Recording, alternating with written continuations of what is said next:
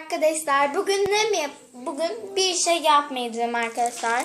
Bugün slime'ımı göstereceğim. Arkadaşlar bu slime'ı ben şimdi yaptım. Hatta bunun videosunu yapışını atacağım.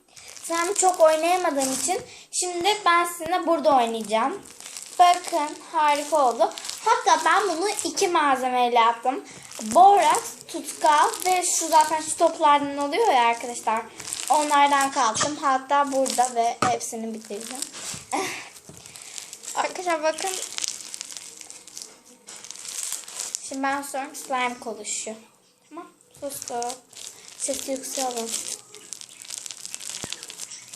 Hadi bir saniye.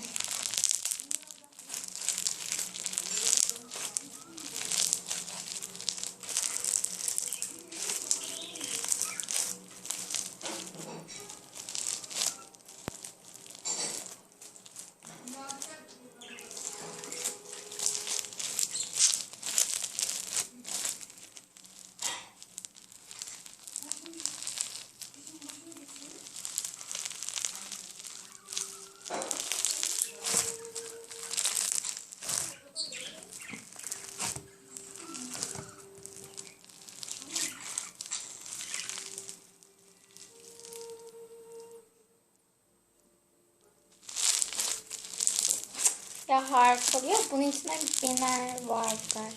100 tane vardır bunun içinde. Yani bakar mısınız?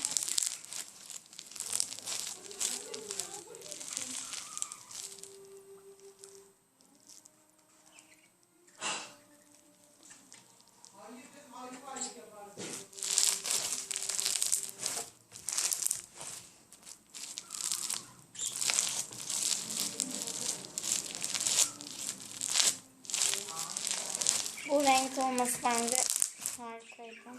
Ben çok beğendim slime'ı. Evet arkadaşlar ilk defa bu kadar güzel yaptım.